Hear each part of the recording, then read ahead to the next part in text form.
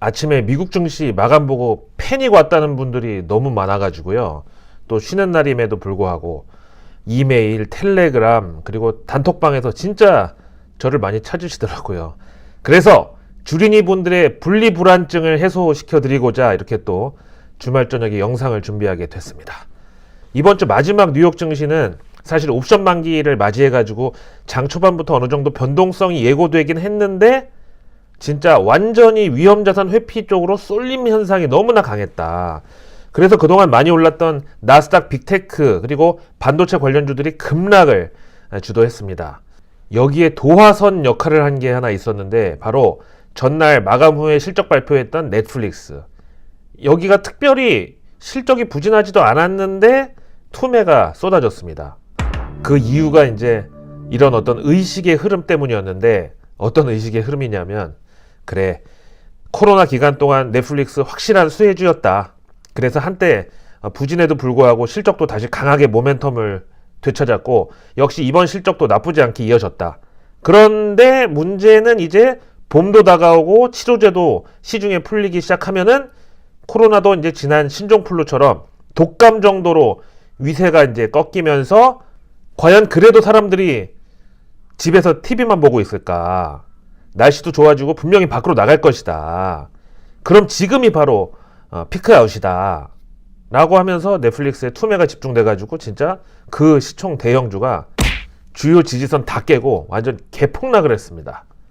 그러면서 넷플릭스하고 이제 동종업계 라이벌이자 어떤 거울 같은 위상을 갖고 있는 디즈니도 동반 급락했고요.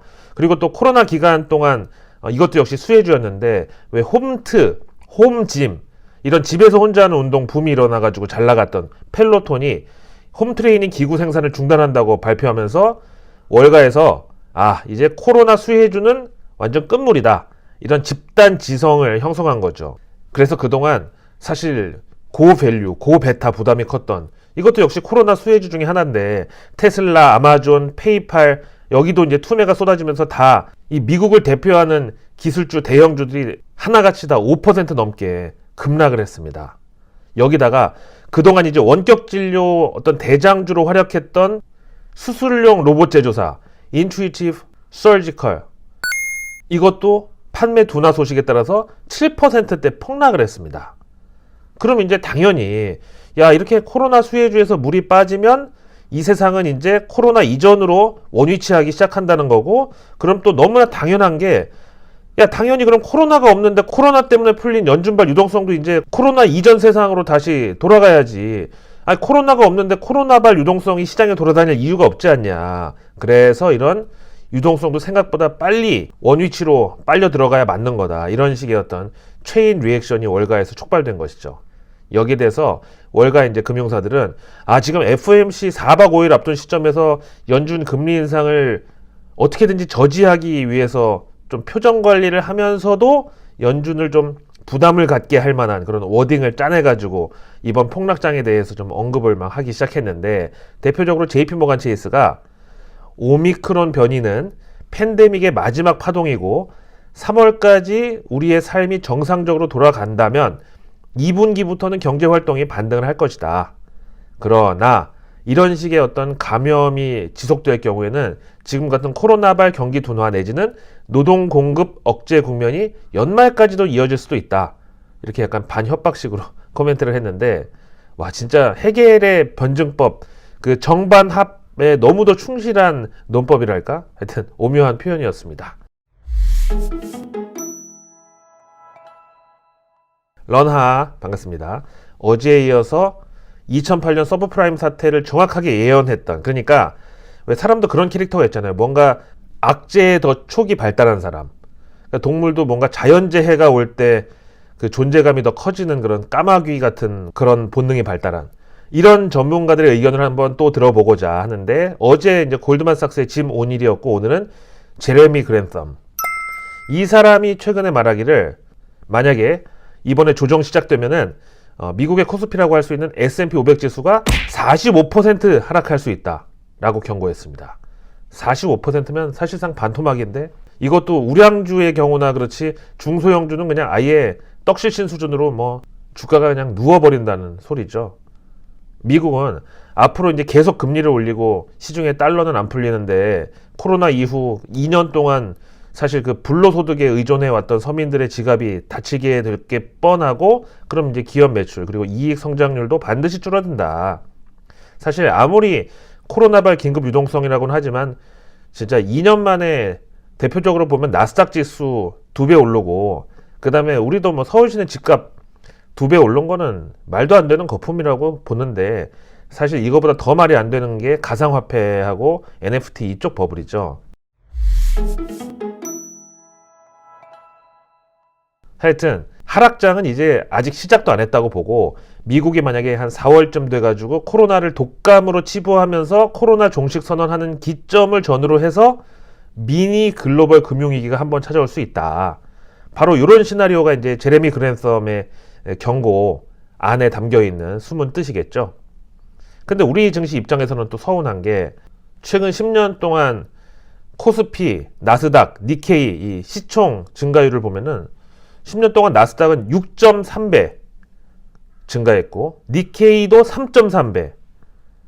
근데 10년 동안 코스피는 1.5배 상승에 그쳤습니다. 근데 조정받을 때 또 하락률은 전 세계 1등. 뭐 코리아 디스카운트니 외국인의 ATM이니까 억울하다. 그래서 코로나 때 당국에서 공매도 금지해줬더니 코스피가 사상 최고치를 막 찍었잖아요. 이거 수치가 진짜 아직도 잊혀지지도 않는 게 3302.84포인트 3302.84 뭔가 좀 오묘하지 않나요?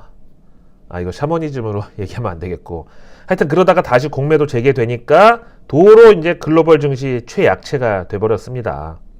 사실 올해 2022년 증시 시작하자마자 당장 1월부터 그냥 사상 최악의 달인데, 이번에도 그놈의 공매도가 문제라고 막 억울하다고 하기에는 보세요. 오스템 임플란트 직원 한 명이 2215억을 횡령했고, LG 에너지 솔루션 이거 LG화학에서 분사해가지고 물적 분할 상장하는데 시총 예상이 70조 원 정도였다가 지금 100조를 그냥 가볍게 뛰어넘었고, 그 다음에 카카오 경영진 스톡옵션 먹튀, 그리고 이제 주가 무너지고 개미들 다 패닉셀로 낮아빠지고 나니까 이제 와서 재매수 발표했고, 그 다음에 HDC 현대산업개발 광주 아파트 공사 현장 붕괴 났고, 이거야말로 진짜 70년대에나 있을 법한 사고였죠. 그 다음에 매드팩토 임상 반려, 셀트리온 회계감리 철퇴, 위메이드 위믹스 대량 처분, 안트로젠 임상 실패, 신라젠 상패, 그리고 바로 어제 세아베스틸 물적 분할. 이건 진짜 뭐 숭어가 뛰니까 모두 뛴다고, 진짜로 주주들 입장에서는 진짜 뒷목 잡고 쓰러질 만한 게, 아니 철강 제조사가 철강 사업부를 떼서 물적 분할을 하면은 세아베스틸에서 스틸을 빼면 세아배 남는 건가? 뭐 설날 하는 세배도 아니고 세아배는 뭐야 그러면? 그리고 이거보다 더 황당한 거는 이미 세아홀딩스라는 지주사가 있는데 나도 지주사 할 거야. 뭐 내 밥상에 계란 후라이 2개 있으면 안 되는 법이라도 있냐? 뭐 이러면서 그냥 대주주 말 한마디로 물적 분할 결정해버렸어요. 그 다음에 맘스터치 자발적 상패. 이거는 뭐 주주들 입장에서는 사상 최고가로 모든 주식을 다 매입해 준다고 하고, 그 다음에 상장 폐지 시킨다니까 뭐 개이득이긴 한데, 근데 상폐하는 이유가 본사 매출 관련 자료가 모두 공개되면은 대리점주들이 컴플레인 한다고. 그러니까 상장사는 이제 무조건 이거 다 공개 의무가 있잖아요. 근데 이제 이 내면에 뭐냐면은 본사가 이익이 많이 남으면은 대리점주들이 야 이거 우리 매출에 빨대 꽂아가지고 돈 번 거라고 항의한다고. 사모펀드가 대주주 지분 인수해가지고 상장 폐지를 시켜버린다니까. 이게 도대체 어떻게 생각해야 되는 건가. 여기다가 이제 금요일장 마감에 에코프로 BM 공장 화재 났죠. 다른 때 같으면 사실 이런 화재 사고는 뭐 피해 규모라든가 또 매출 손실이 얼마나 될까, 그러면 그 다음에 이제 보험은 들었냐, 손해 보장 범위가 어느 정도냐, 이런 거에 따라서 결정되는데, 올해는 이제 중대재해처벌법 시행 원년이라서 이게 또 이제 오너 리스크가 또 작용할 수 있다는 게 불안감이고, 아니 이 모든 일이 다 2022년 시작하자마자 1월 첫 3주 동안 다 일어난 일들이에요. 이게 지금 다이내믹 코리아 디스카운트 뭐 지금 뭘 갖다 붙여도 이게 진짜 할 말이 없는 상황이에요. 자, 이제 그럼 다음 주, 그러니까 1월의 마지막 주는 어떻게 될 것인가? 먼저 1월 24일 월요일부터 대형 이벤트가 하나 있는데 바로 오스템 임플란트 상장 적격성 실질 심사 여부 결정. 그리고 바로 다음날 화요일 현지 시간 연준의 1월 FOMC 개막하면서 이날 1월 소비자 신뢰지수도 발표되고, 그리고 또 바로 다음날 LG 에너지 솔루션 상장인데 이제 이거는 대박이 나도 전체 한국 증시 수급에 불리하고, 또 만에 하나 상장 당일 따상은커녕 이게 갑자기 막 투매가 쏠리면서 꽈당하고 쓰러져도 전체 투심을 훼손시킬, 정말 이거는 블랙 스완도 아닌 그레이 스완급의 어떤 그런 위상이고, 이 중에서 역시 제가 역할을 다해야 되는 건 당연히 1월 FOMC라는 재료인데, 우선 주말에 다보스 사전 화상 미팅에서 제닛 옐런 전 연준 의장 그리고 현 미국 재무장관이 연설에서 말한 것 중에 핵심이 있었는데, 현재 인플레이션은 무시할 수 없다. 미국 정부에서도 공급망 확대, 노동시장 확대 등의 방법으로 해결 노력 중이다. 그러면서 직접적으로 긴축이나 금리 인상 이런 연준 툴을 활용한다는 언급이 없었습니다. 그런데 이걸 보고 옐런은 역시 비둘기파의 데모다. 재무장관이 연준 의장보다 높으니까, 또 그리고 옐런이 전임 연준 의장이니까 파월한테 야야 너무 세게 긴축하지 말라고 타이를 것이다. 그럼 호재다.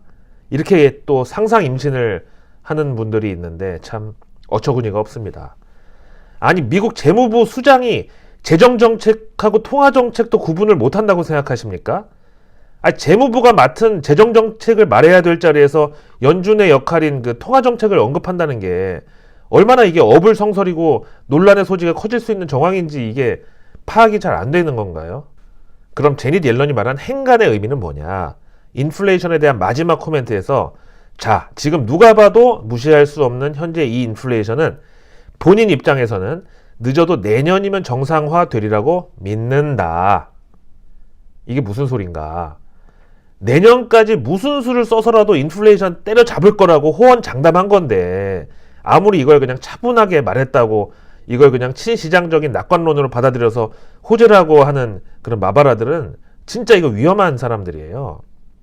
학교에서 제가 이제 조금 이제 노는 친구들하고 어울려 다니면서 막 머리도 막 염색하고 막 성적도 막 뚝뚝 떨어지고 그래가지고 선생님이 부모님 모시고 오라고 했어요. 그래서 우리 부모님이 이제 학교 왔는데 선생님한테 아이고 우리 애가 2학기부터는 절대 이런 일 없을 겁니다 라고 얘기하는 건 뭐겠어요?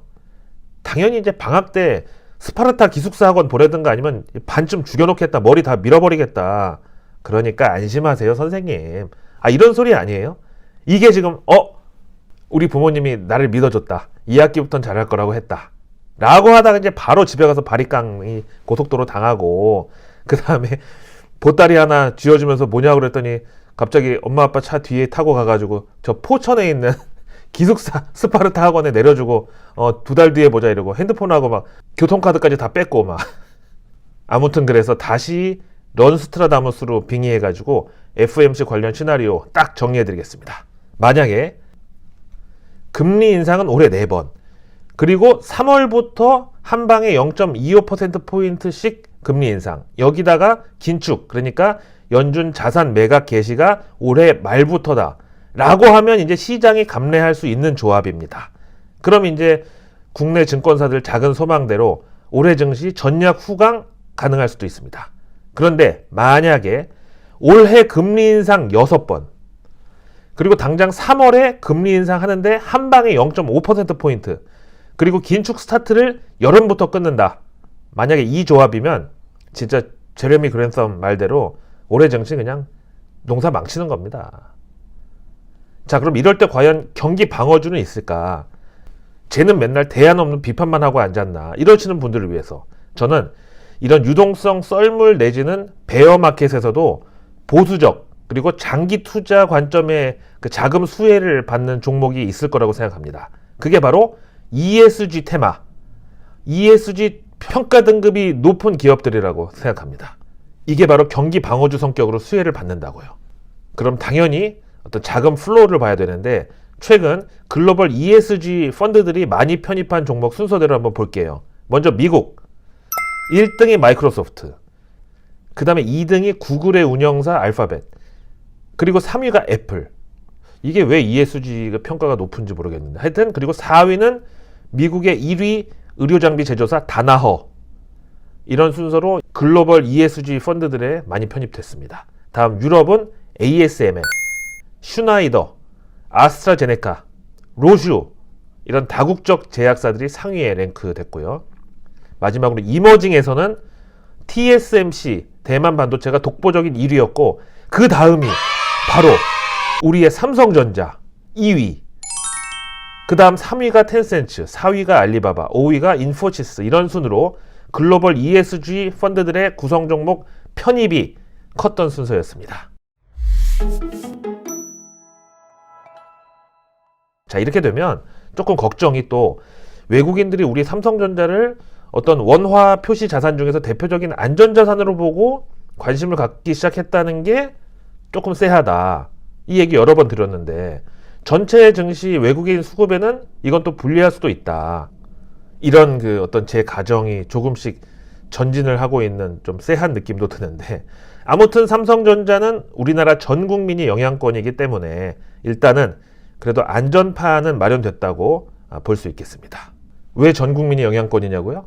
일단 700만 소액 주주분들 계시고 그 다음에 우리나라 5,200만 전 국민의 노후를 책임지는 국민연금 주식 운용 비중 1위가 삼성전자고 그 다음에 경찰분들은 경찰공제회, 선생님들은 교직원공제회, 공무원분들은 행정공제회, 그리고 직장인 퇴직연금, 연금펀드, 그리고 우리 건강보험공단, 개개인이 들어있는 실손보험 다 모든 연기금 운용사들의 주식 운용 비중 1위가 다 삼성전자입니다. 자, 오늘도 긴 영상 시청해 주셔서 고맙습니다. 도움이 되셨다면 구독과 알림 설정 눌러주시고 이것만으로 우리가 상위 1% 정보 취급자들과 동일한 선상에서 매일 아침을 출발할 수 있는 바로 그 정보 민주화에 누구든 동참하실 수 있습니다. 고맙습니다.